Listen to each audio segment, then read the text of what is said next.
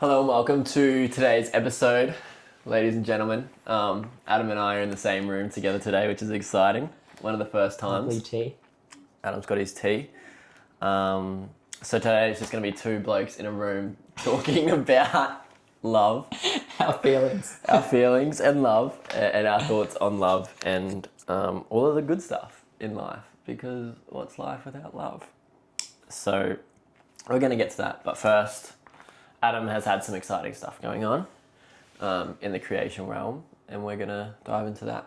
Yeah, also, this has gone on my YouTube. This will be the first podcast episode of my video. So if you're watching this on YouTube, firstly, welcome. Thank you for being here. This is Vulnerable Conversations Over Tea. We've had a podcast for a little bit over a year now. You can check it out on Spotify or Apple Podcasts if you're interested. But yeah, thank you for being here. We appreciate it. We get vulnerable, we get deep, we explore the universe. And we drink tea. And we drink tea, and we go off on so many tangents and just talk about things that interest us. A lot of psychology, a lot of spirituality, and just practical life shit, you know. But what Jared was talking about, my exciting news is that I'm doing the thing that I've been saying I'm going to do for a long time. So it tends to be each year we do like a big death cookie, face a big fear, which is about being vulnerable, right? And I've wanted to create a community, a cohort, or whatever we want to call it, program, course, whatever you want to call it for a while now, that expresses how I want to serve and help people and put more my soul and heart and mind together into this, creating this place, this environment where people can come together, and it's really targeting people who are high performers, high achievers, are successful maybe externally, have followed a certain predictable path, but they know that what they're doing no longer really serves them, and then they could be doing more, or they want to create more out of life. There's that voice inside that they know there's something else they should be doing. It could be in their career, their relationship, travel, whatever they want, whatever area. But yeah, they're kind of ignoring it, or you're not sure, you feel stuck or lost. So yeah, it's called Trust You, and it's about listening to that voice inside, that innate intelligence and our intuition that we know is guiding us. And there's it's just really powerful to get a group of like-minded people together to do the same thing and really create the life that you want. And that's really what it is. It's going from fear or survival to creation. So yeah, it's a little bit about that, but we can get into today. If you're interested, just send me a DM, drop a comment, whatever you want, let me know. Or you book a free chat. It's no obligation. Just let me know. I want to get some cool people together doing cool stuff. Yeah, and if you've never done like a program or course before, like you introduced me to my first one that we did together, and just being in a community surrounded by people. I know we sometimes say like my million neurons plus your million neurons working together, but this is like when you're in a community of like people creating stuff together, it's just electric. So powerful. And you have like 11 million neurons, or like 200 million neurons working together. It's not linear, it's exponential. And then if everyone's trying to be vulnerable, you know what I mean? It just feels so much. You got to keep up.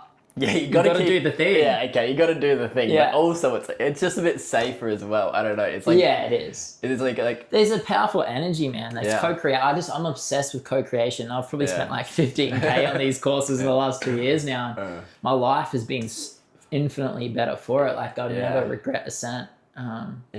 Just even if the course isn't that good, it's just the amount of people I've met and like doing cool stuff with, and accountability. As well.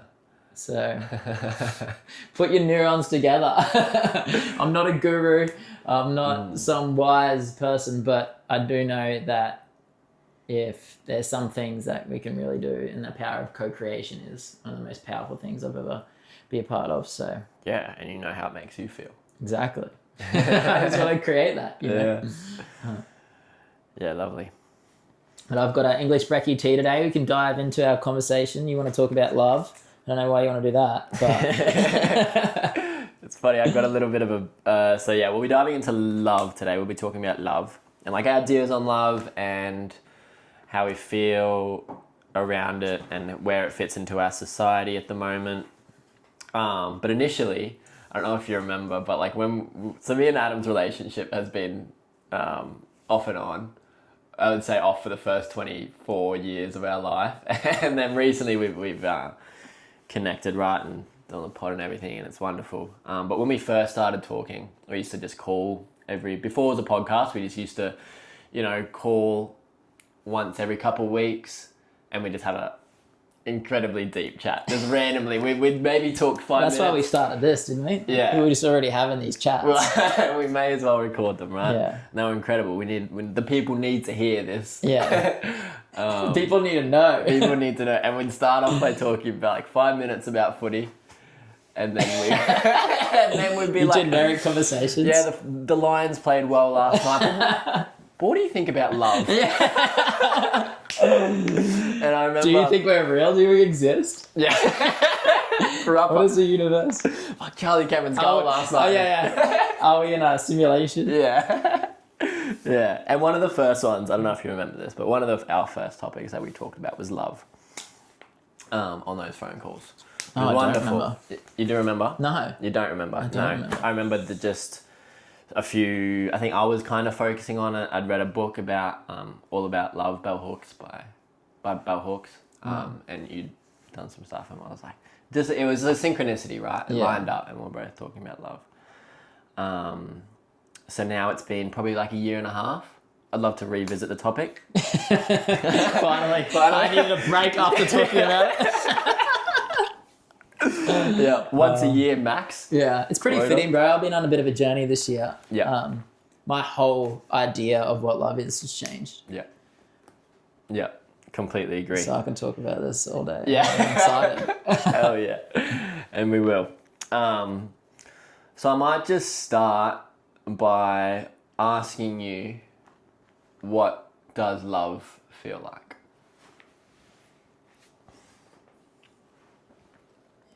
I think for me it's a state of being now. It's an acceptance, a non-resistance almost. Like I would say now that I love everyone, but there are people I don't like. Yeah. Yeah. You know what I mean? Like love is, I don't associate it with liking someone or having to be a certain way with someone, or it's about my frequency and how I feel. I think traditionally, like, we were born, we're like ripped away from our mother and violently birthed out into the world, and we become separate, right? We're like, you're here alone. And then we develop an ego, which is like an identity of this person born this time with all this, talk about the spacesuit, right? Of the ego. And it's just that fight for what we think is love and attention, or what will get us. Like we need attention and nurture and what we call food. Yeah. We need these things to survive, right? And I think for me, I thought love was getting those things. So like I need to do this in order for this person to want to keep me around long enough so I can get what I needed. And I think that's a very natural way of thinking. We've talked about like transactional relationships on here for a long time, and I like to think of it as like a real scarcity mindset, right? And that scarcity mindset has impacted me in like so many areas of my life. And people talk about abundance and like, you want abundance and abundance. Like everything is abundant. Yeah. Like there is no scarcity. I think that's the massive change in my mindset this year, is like, it's all already there. Love isn't a limited resource. It's not a limited resource. I'm a receiver. You know what I mean? Like it's that. And I think my wound of not being worthy, or thinking I'm unlovable, or that I need to do something in order to be loved and worthy, that there's something fundamentally wrong with me, for a long time was really deep. And so like when people would say word love or I love you, it just felt like there's this block, man, this force field here, and it would just like bounce off. And I didn't realize that I wasn't the block. You know what I mean? I'm like, why do I feel this way? Like, why don't I feel accepted or loved or fit in? Yeah. And like, then I need to do this. I need to do this thing. If I buy you this, or if I do this for you, if I work hard, then I deserve or earn it. Yeah. And then I felt, okay, I can receive a little bit of what I thought love was, Yeah. And it's like it's this fight against life. And I think I've really come to a place this year, and maybe I'll go more into this a bit later, but yeah, it's getting into a frequency where I can actually let things in. It's an openness almost, and an acceptance of however I feel, no matter whether that's sad or angry or happy or joy, or just not acceptance of what is. It's not necessarily tolerating bad. Like, people think acceptance is like letting people do bad things to you. And it's not. It is. You yell at them with the love. Exactly. You can, and that's right. This is that twisted mindset, right? Like, you can. It's like, you don't love me, right? Like, you're leaving me because you love me. But you can love someone and leave them. Yeah. It might be the most loving thing you can do for someone, and you got to love.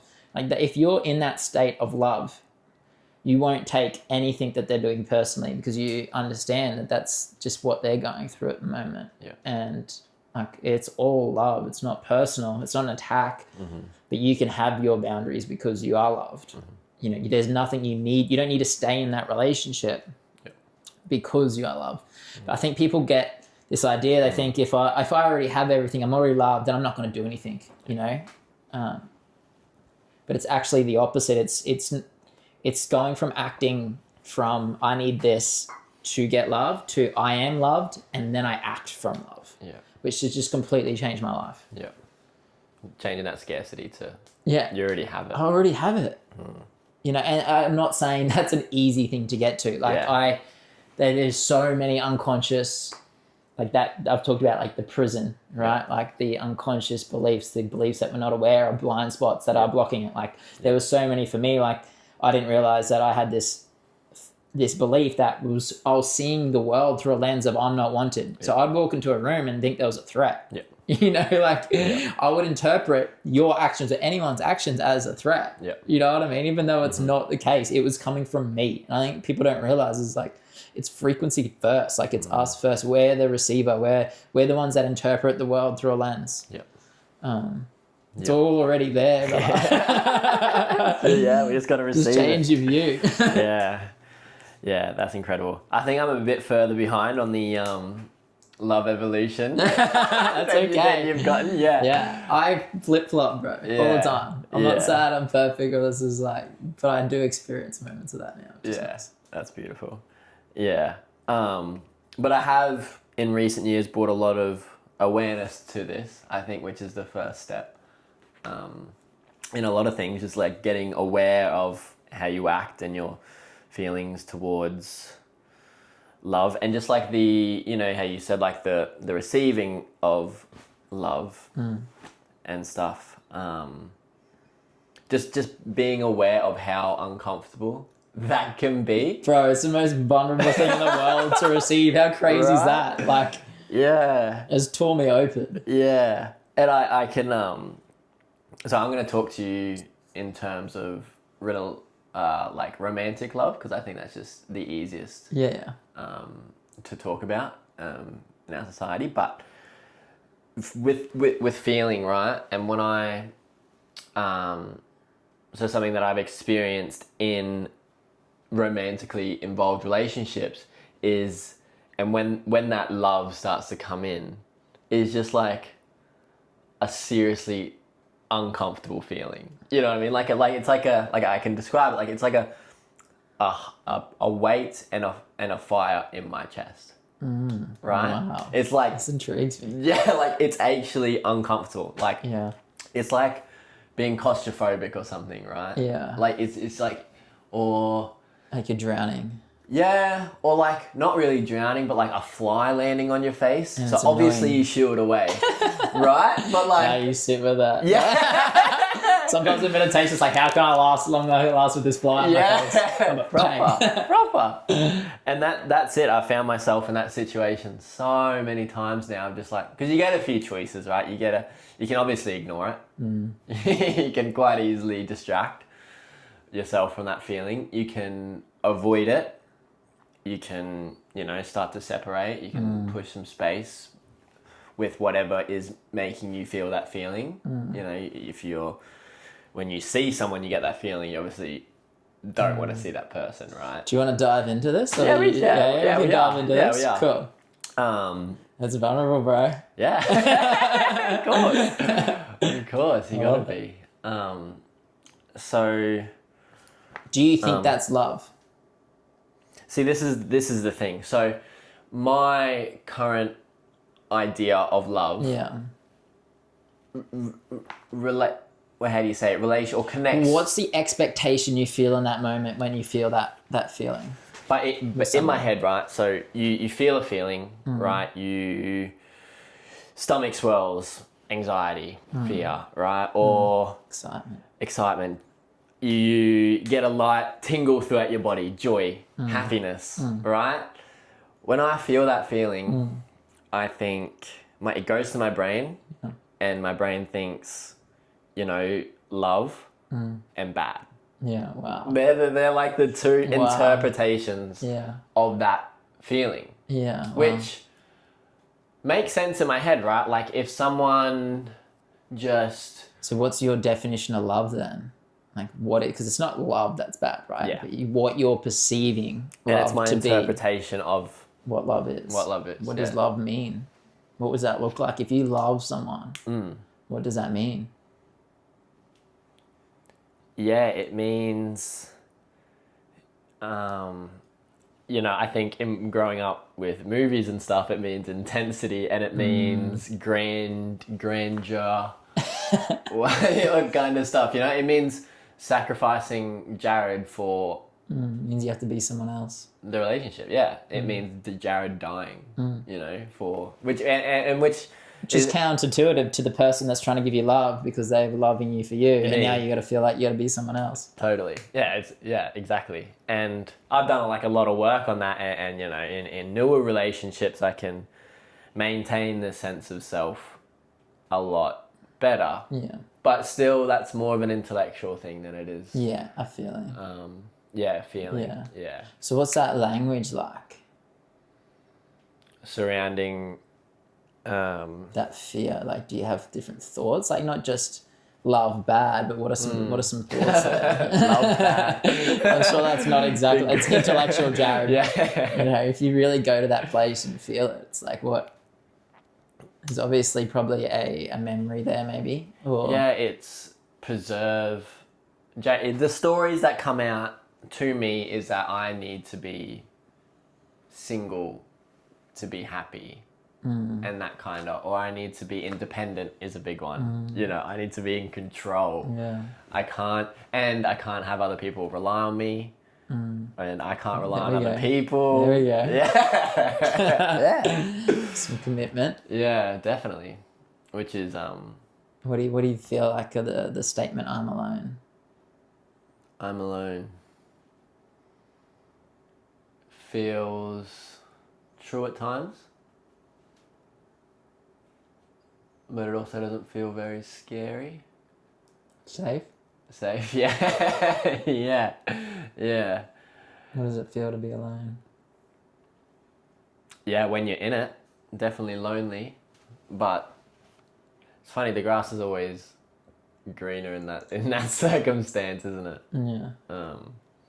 But yeah, I definitely feel more in control and safer and all that jazz when I am, not in a romantic relationship and feeling that feeling of, And like from a different perspective, could that emotion be like a want? Does a part of you want that romantic relationship? Oh, totally. Yeah, definitely. I think... Is it okay to have what you want? Yeah, I think so. Like, have you been able to voice your wants in the past? Like, I guess that comes part of the performance, like... Yeah. Being able to... When you feel like you can't be Jared, right? Yeah. Like, and this is what it sounds like anyway. It sounds like you're saying, like, when things get serious. Yeah. And I can imagine maybe a potential relationship, romantic relationship here. Yeah. Then you feel like you need to perform a certain way, be a certain person. Yeah. And then that tells my body that Jared's dying. Yeah. And that's what literally that's the power of the mind, right? Like these beliefs. Yep. literally run your world, and your mind thinks it is dying because Yeah. it has a belief that is running. If this happens, I will die. Like it's not common. It's not a mistake that you use that language. Yeah. You know, even though intellectually you know you're not going to die, like it feels like that. However, I have done like a little bit of research, and for those who have done a little bit of research on attachment theory out there, I know it's a pretty big topic, or it has been in the past. So it says in the book that just to justify my avoidant behaviors for you real quick. I'm avoidant too, bro. It's okay. You're talking to an avoidant, yeah. I get it. There is so back in the day, you know, when you're in the tribe, there was certain points through our history where actually leaving the tribe and not having people depend you was better for your evolution. You know, you didn't have to share food. There wasn't enough food to share. Yeah. So you didn't have to share food. So you would, you know, avoid that intimacy. So... Yeah, you can intellectualize it however you want, bro. Yeah. But anyway, so that's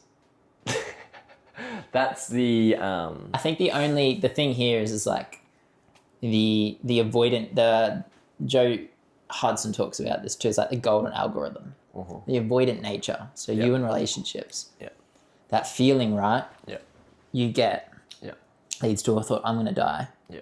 And when you avoid it, you avoid that feeling and you retreat and you go and perform. Yeah. You confirm that thought. And so by avoiding the thing, you actually create it more. So right. So I've had this feeling quite a lot. Yeah. Right. So I've played around with it. Yeah. You know.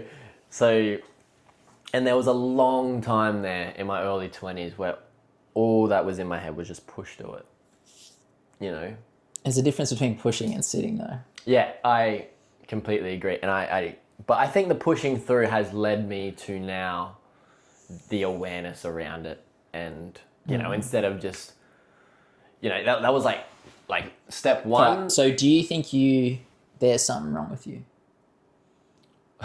Well, yeah, I think there's something wrong with this like mind-heart relationship, as I explained before. And that's where I'd argue we're different in that thinking is what you're trying to do is force, right? You're trying to change yourself. Yeah. Is that loving? No, not at all. No. Is that receiving? No. No, it's saying you're broken. Yeah. Which is confirming the thought, if I'm loved, I'm bad, I'm going to die. So you're actually manifesting the thing by doing it. By doing it. Yeah. And this is the shift for me is like, what is that belief that is saying that if I receive, if I'm not alone, and you can call it whatever relationship with you want, it's probably in every relationship, but you're just able to keep distance more in other relationships. And if I'm not alone, then something bad is going to happen. I'm going to die. Yeah.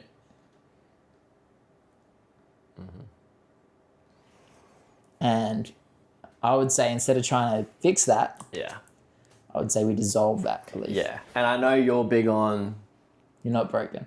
You're not broken and internal first, right? Like, so this makes sense intellectually to me to like, if I can't love that part of myself, how can I receive love?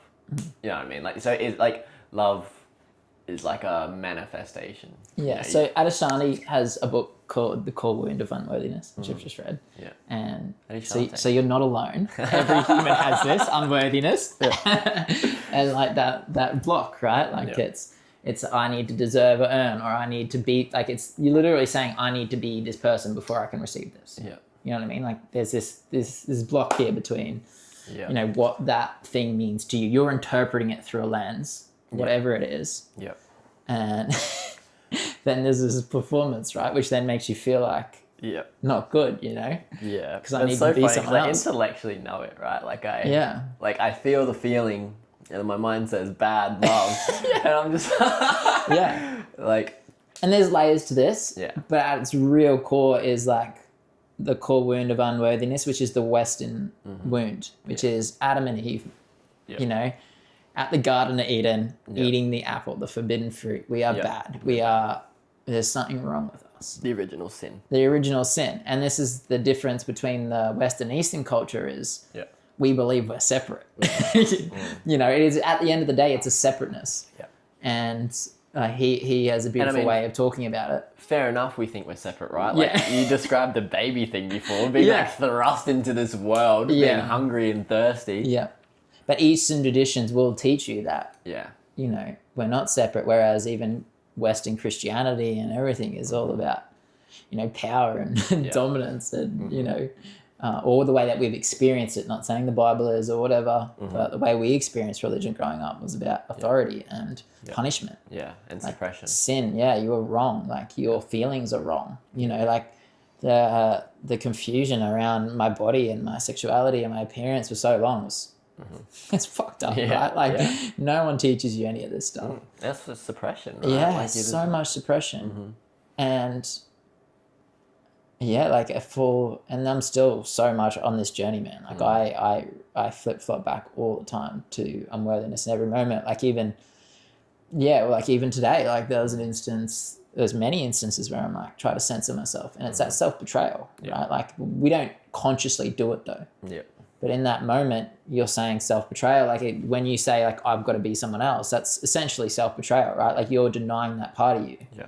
And that's what we've taught to survive. Like, it's a survival, and it's not a bad thing. You know, like, I'm a perfectionist, people pleaser, like I've got all of it. Like, we all do to a different extent. Like, no one's different in that. It's just different layers of it. I think it all comes back to that core wound of like that unworthiness, right? Like, you need to earn or deserve or be this person to get that. Yeah. Or you run away. Exactly. Yeah. Yeah, it's interesting, isn't it? Yeah. I'm alone in this world. So that's the idea of Shantae's book. The core wound of unworthiness. Yeah, he talks more of it from like a spirit. And he says, for some people, it's enough to kind of realize, go through the layers and realize that core wound is like themselves thinking they're not worthy and work on it that way. But he says for some people, so even I felt like this, that they need God and they need, and I think you've probably felt resistance to me saying this before, but I needed to start believing and talking in God. And I don't know what God is, right? I don't have a specific religion or anything, but I believe it is a higher power that has helped me believe in unconditional love. And it's that word unconditional love, right? Like, that's what I think love is now. It's like, there is nothing I need to do and be. Like, when I am in like that inner critic judgment, I like talk to God and he's just laughing at me, bro. He's like, you have none of this is up to you, man. What do you mean? Like, he's like, and Adishani says it's like your soul sacrificed itself to come down and have a human experience. So you can't not be love. And so here's that meditation of redemptive love, right? Where it's like, it's nothing you need to do, no one you need to be. And just even that practice is learning to receive, what I would call receive whatever is it all as love in that moment without a performance. And that's still taking me a long time, bro. But like, it's such a powerful practice. And I had to go through first believing that I couldn't believe that there was unconditional love. I had to go through God first.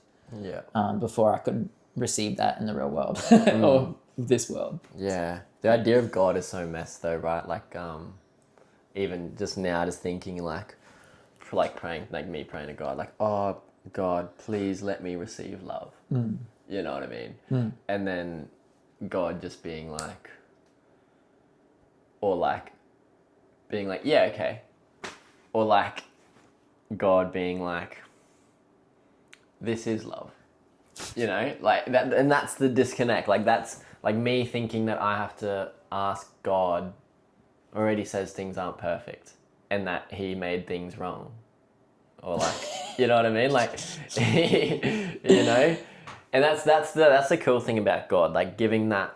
I think God trust. is a relationship to a higher being. Like, it's, or it's even a deep relationship to yourself. But can you imagine that? Like, have you ever asked God for something? Like when you were young, we grew up Catholic.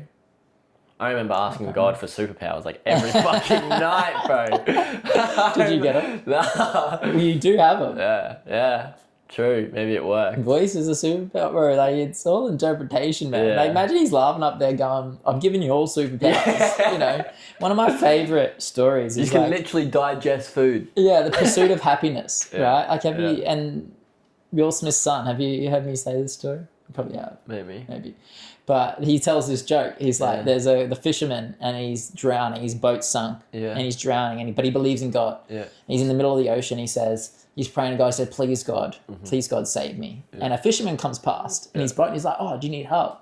And he says, no, don't worry about it. God's going to save coming. me. Yeah. And then he says, please God, please save me. And then Yeah. another fisherman comes past and he's like, do you want help? Yeah. And he says, no, God's got me. And then he dies and goes to heaven. Yeah. And he says, God, why didn't you save me? He's like, I sent you 2 boats here. Literally. That's what I mean. Like, this is all God. Yeah. Like, I think that to me, I never understood what that story meant until I really understood unconditional love. And Yeah. like, all of it, bro, is our interpretation of it. Yeah. And I'm not saying that's an easy thing. Yeah. But if you believe in magic, magic exists. Yeah. And me and you right now connecting in this moment is magic. Yeah. Fuck yeah. Right? Like, I can Absolutely. feel the energy tingling off my fingers. You know, I can feel I can feel like, go and study physics if you want to, man. Like David G says, all energy and frequency, right? Like, it all is. It's fucking insane that we are sitting here in this moment having this conversation. Like, the amount of billions of years of evolution that had to happen for this, it's 1 in 400 chance. Yeah. 1 in 400 trillion chance of you pretty being good born odds. a human. Yeah. Being born a human. 1 in 400 trillion. You reckon we'd still be bros if we were turtles? Fuck yeah. We're all, but like, we already are though. You know what I mean? Like, you already, you felt the connection with the turtles. Yeah. You love those fishes even if you didn't like them. Different story. Yeah. But like, I think we're overlooking it. Like, this is all a miracle. Yeah. Yeah. Yet we're still like, oh, please, God, give me $1 million tomorrow. Yeah, As it's if it's not resistance, already man. perfect, It's yeah. resistance. And Yeah. it's like, it is that belief that love and everything we need is external to us. Yeah. I need to have or be this Yeah. to be loved and accepted. Like, we think we're chasing Yeah.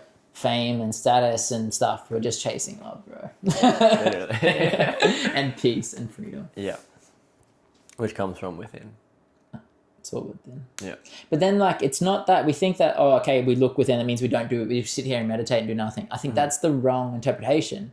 It just means I actually act more when I dive into, like, love and acceptance and non-resistance, because I have so much more energy, man. Like, I'm naturally avoidant. I'm not sitting there overanalyzing every decision, judging myself, being critical. So Like, much wasted energy, right? so much wasted energy, man. Yeah. Like, Yeah.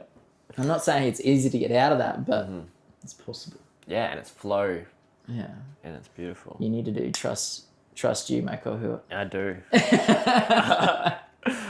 I'm unfortunately going on a different journey, but That's right. There'll be many more there'll be many iterations. more, yeah. I'll be there, motherfucker. This is I look just the forward to it. beginning. Do you have any personal recollections of how your experience of love has changed? Like now, Yeah, or in the past, how you once viewed it and then it's changed, or like any key moments? yeah, I think I've always struggled. Like, I'm alright if I've been alright in romantic relationships and with friendships. Yeah. Sorry, with family, Yeah. because you have an obligation to me already. I don't know you shit. It's in your blood. Yeah. Yeah. And in romantic relationships, I feel like I can give enough to be able to receive. Yeah. Like, I feel like I will just do. But further than that, friendships or even just acquaintance has always been such a weight, because I feel that straight away, as soon as someone's around, I need to be this person. Yeah. And it's like I can perform for some people, but I've always felt unsafe around people, and I've always thought people were a threat. Yeah. And that was a lens I was seeing the world through until probably like last year, this year. And I realized that I literally had the belief that I'm not wanted and I'm a burden. Yeah. And I'd just be talking to someone like this, and all I would be thinking about is, oh, They I don't bet wanna you be they want to here. leave. Yeah. They don't want me here. Like, they might have to do these things. And then that energy of me thinking that is like, I'm like, oh, you know, check in if they need to go somewhere, or I think I need to go because I don't want to waste their time. Yeah. And then it manifests that, right? Like I don't have a connection with them because There's a block there. there's a block. 'Cause There's I'm a freaking wall. out, man. Oh, they want to leave. Yeah. Yeah, because I'm seeing it as a threat. Like I am not wanted. I'm not worthy of this. Yeah. So, and like when I realized it's called a blind spot for a reason, right? Like other people maybe. Like I remember Dad telling me, he's like, oh, you've always struggled with friendships, and like I've never trusted people, man. Like I just don't. I like, and when I realized it's like it's so simple, right? I was interpreting everything through that lens of not being wanted and unburdened, and when I just realized it was a lie, it's like, oh man, my connections have just been. I can be around people now and just not freak out or perform or feel this weight of, it's like I can just be me. Yeah. And like what I realized is like there's so many of these beliefs I could talk about, but like one was like, if I am me, something bad will happen. Yeah. And, you know, middle child, it's being trapped between, you know, I was the good boy, wanted to please parents and teachers and everyone and be good. Yep. But then there was also like, I wanted to fit in. And to fit in was, you know, tall poppy syndrome. It was play small, hide. So I was always stuck between wanting to perform, but then needing to hide. And like, I remember at footy, I'd be like really good at footy. I'd get attention and then I win an award and it'd feel so horrible, man. Like I wouldn't even want to go up there and accept the trophy because I'm like, I don't deserve this. It's easier just to hide. So there's been such a... That's so just a trap, man. It's like a middle child, right? I'm literally felt my life. I've been trapped. And... between who do you think you are and not good enough. Exactly. That's like the deep sea of doubt and like this need to be a good boy and, you know, perfectionism. Like to be seen in a certain way. Yeah. And... like it would even just be like someone would walk past my room at work. I'm like, oh fuck, like what do they think of me? You know, it's just the perfectionism. People think perfectionism is doing things really well. It's not. It's trying to control how other people perceive you, and it's avoiding negative outcomes. Yeah, it's an avoidance strategy, and like that is such a strong grip on me for a long time. Yeah, and still does to a degree, not as much anymore. Reps. Letting go. But also understanding what the belief was it came from. Yeah, it came from a belief that if I was me, something bad would happen. So I needed to perform. Like it's who I am is wrong.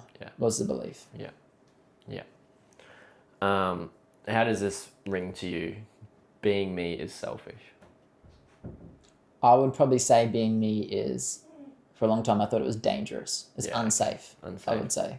Yeah. And that's where I think a lot of my anxiety came from is, you know, you can think of anxiety and fear as the same energy as excitement. And if you repress that, you know, like even Dad said the other day when I was in the car, it's like this big energy, right? He's like, who are you? Yeah. And I'm like, I'm finally me. Yeah. You know what I mean? But I had to hide and play small and not say what I wanted and just perform and be like, that energy got repressed. Yep. And so like being me felt unsafe. Yep. And that excitement that I had, this natural outgoing thing, it's just funny because I would say like to you, I'm probably outgoing around you, right?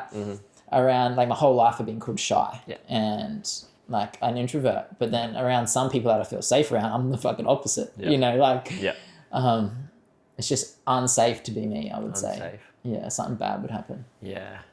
I think our idea of, like, you posted that video the other day about selfishness, right? Yeah. But you like you not being able to accept that reward, you know, you're not allowed to be big.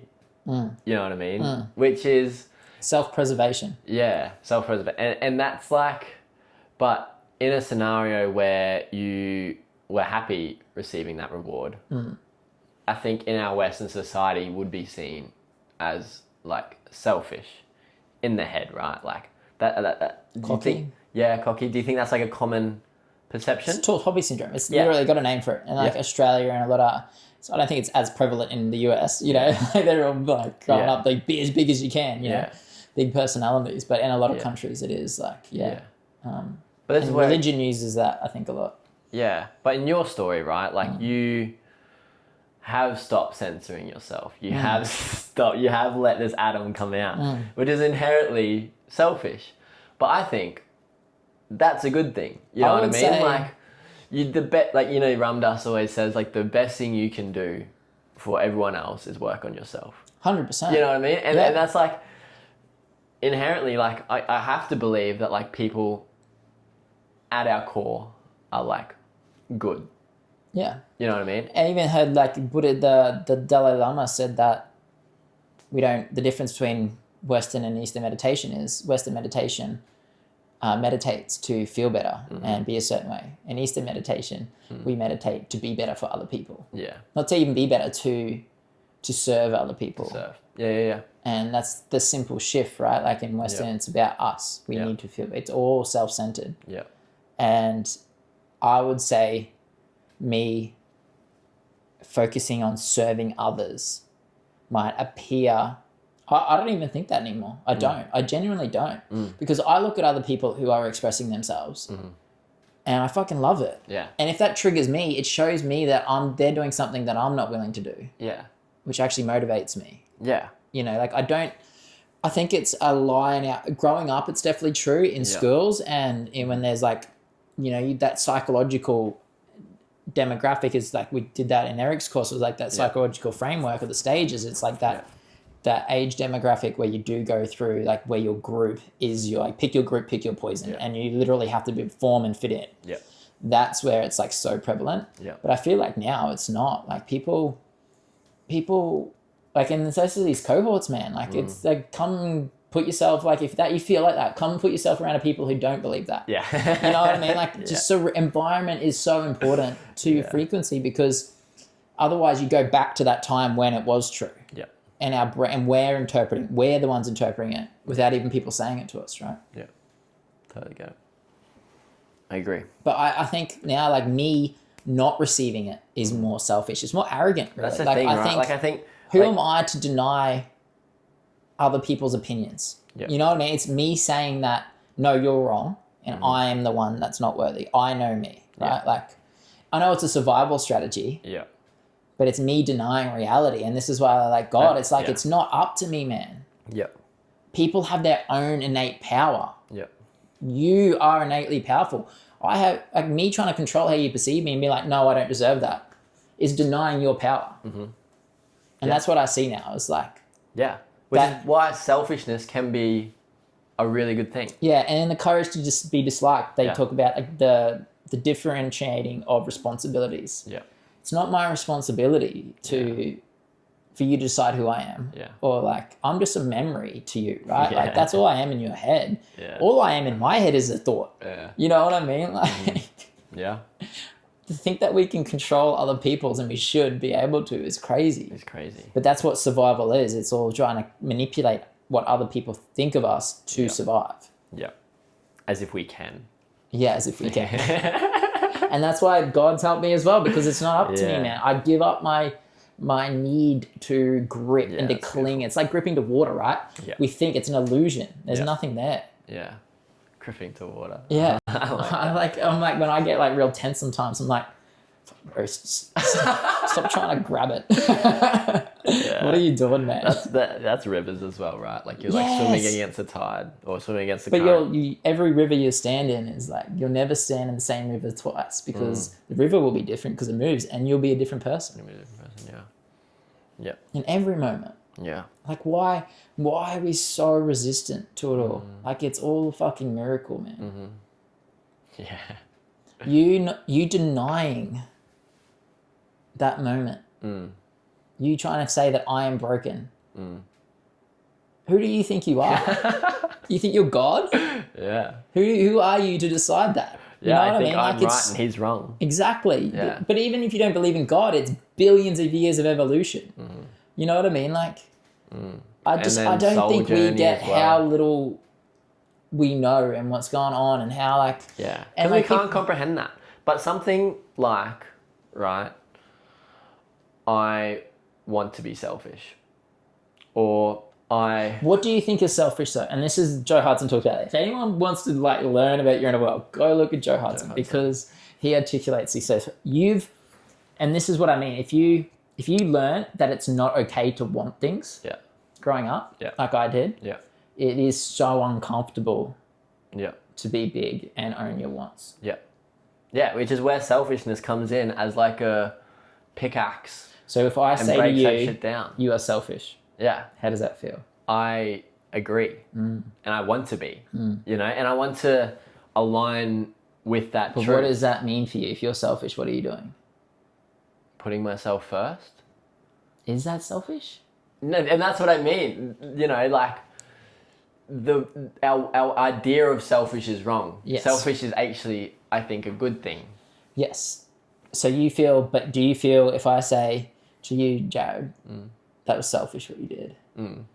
Do you feel guilt and shame? Yeah, of course, but because that's because the So word's you're been wiring, tainted. So yeah. So for you at the moment, that word is still guilt and shame, right? Like, or shame. I think it's definitely bordering into wisdom now and off intellectual because I would like I definitely see myself as the main priority, which has been wonderful for relationships as well. Like even switching, like say the performance thing in relationships, right? Even switching from I'm performing for you to aligning to I'm performing for me, which is more the case, like 100% the case. I'm not performing for you at all. I'm performing to avoid my feelings, Yeah. which is just selfish. Can you accept that that's exactly what you're meant to be doing and that you're not broken? That, not yet, maybe. Yeah. That's the next step. That's the next step, yeah. But I think selfishness But is kind of like by not, so you say you realize that, right? In a relationship, you're like, this is selfish. I'm performing. I'm putting the block up. I'm not letting them connect to me. I'm not accepting. Because if you don't receive someone's love, bro, it's like you're denying life. You know what I mean? Like it is a selfish act, right? I agree. Not in self-centered, but self-centered. You know, is self-protection, is survival. I like the word survival more than selfishness because we need, like it, we all have to be that to survive. I think a reframe for me that helped because I hear a lot of people on Instagram, they're like, you're selfish, you're a people pleaser, you're a perfectionist, or you're a coward, they say, to try and get attention. But it's like, we all have survival strategies. Yeah. And I get that it is self-centered. I get that. Self-preservation. Yeah. But I like to use softer language. It's like, we all do it. Yeah. It's funny, right? Like I matter the most, right? But also I don't exist. Exactly. You know what I mean? Like who Jared is it's just like a thought in your head. And it's like a we. You know what I mean? Like I matter so much and I have to live this incarnation to its fullest for us. You know, it's like when you break through that final pickaxe wall of selfishness, it just breaks through to like, being selfish for us. Yeah. You know what I mean? This is another belief I had, right? There's so many layers here. Yeah. But it's again that core wound of unworthiness, but it was like what really hit me was dissolving the belief that I am fundamentally wrong. Yeah. And I have a debt to the world to exist. Yeah. So I need to... And you can't be you. Yeah, but I need to achieve these. Like, I need to... Like, I'm doing this for the world, right? Like you said, like, you even talked about your job, like this sentence, right? Like, you committed yourself to a sentence. And for those people out there that feel like they can never do enough or it's all up to them, and it's like this weight of the world you're carrying around. It's like... People think it's like, I need to do and whatever it is. But at the core of it, again, it is that belief that you owe a debt to the world for existing. Yeah. And who you are is fundamentally wrong. And it's just a complete and utter lie. Yeah. And I remember you telling me, right, like it's all, that sentence I still use to myself, it's all profit. Yeah. You know what I mean? Like it's like, it was like I would start the day with an unfillable debt. Yeah. And it's like, and this is the thing with people who believe that who they are is wrong or believe that they're not loved or they're unlovable or alone, there is not enough love in the world to fill that bucket because of their belief. And it's like existing. And that's the block, right? You were born into this world and just by existing, you owe the world. Exactly. That is. At its and core. You're just, for the last 20, 30 years, you've just been accumulating this huge fucking debt. Yeah. Wow. And maybe you like helped an old lady across the street and you gained a little and bit that's of the income. reframe that Adishanta uses is no, you come into this world as a act of service. Yeah. Your soul incarnated. It dedicated itself to, and I don't care if you believe in spirituality. That helps you live life better, that belief. And this is what I mean. I don't know what's right or wrong, but me not having a spiritual belief makes my life a lot harder and a lot worse. So why not fucking use it? You know what I mean? Like, just to raise your frequency a bit. Raise and that your frequency. manifests better frequencies. Yeah, because who knows who we are and what we are, man. Yeah. Like, our best guess is like probably way off. way off. Way off. Just look at the pyramids, bro. We've got no clue. We got All those conspiracy no theories clue. out there. Yeah. What if? Yeah. What if you are exactly who you're meant to be? There's nothing wrong with you. And you are here as an act of service. What you do, there is no debt. You don't owe anyone anything.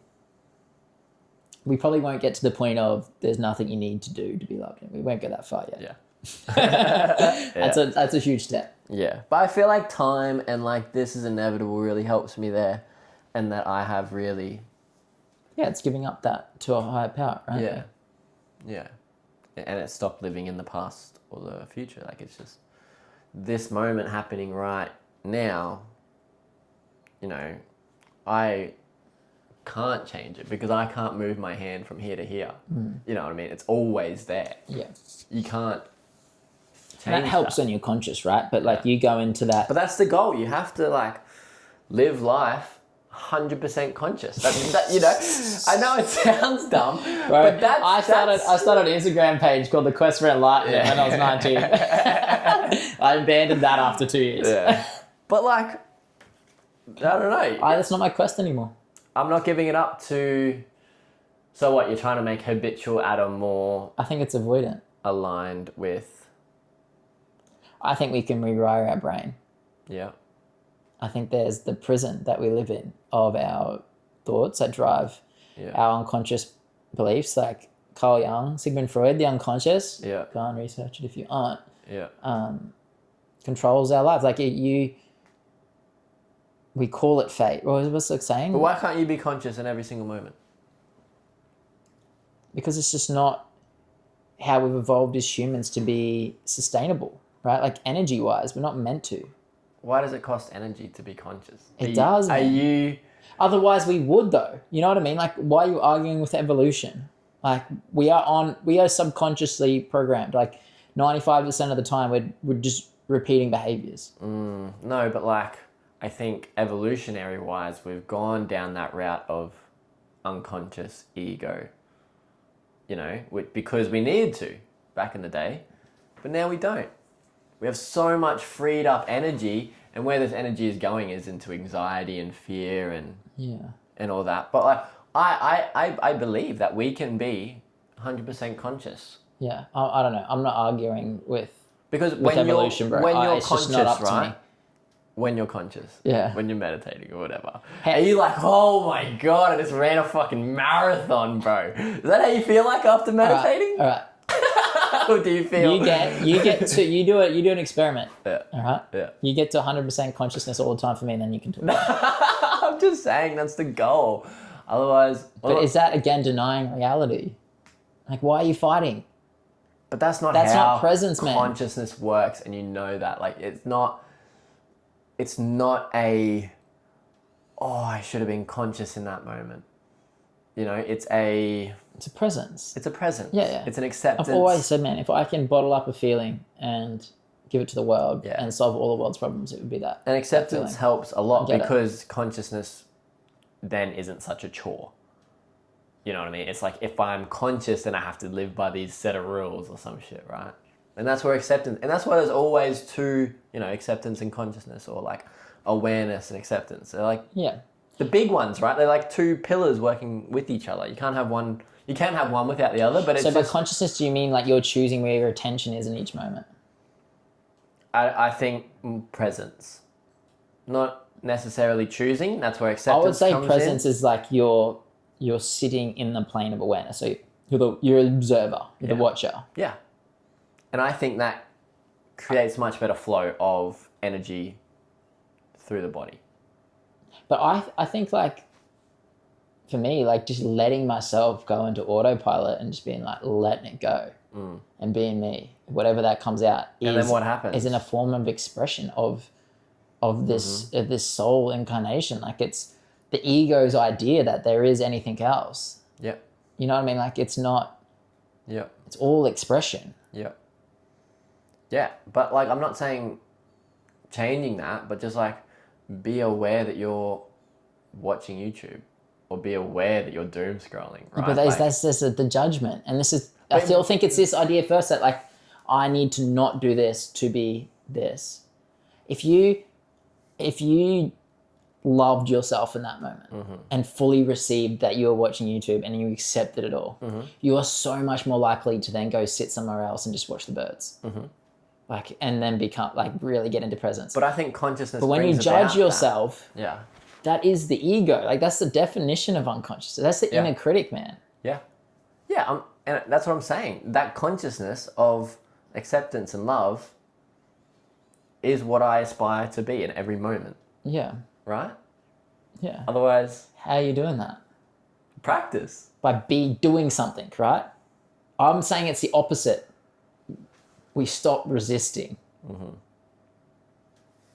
What? So you? There's nothing we need to do.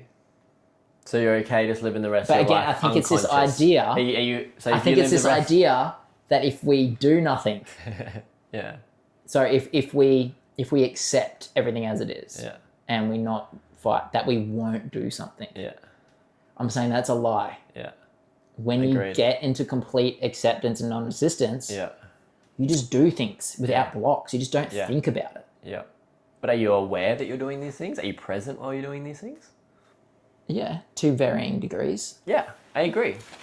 And like I feel like the acceptance, the love of even like watching YouTube doom scrolling kind of just opens the door a little bit. Because realistically, right, consciousness is always there.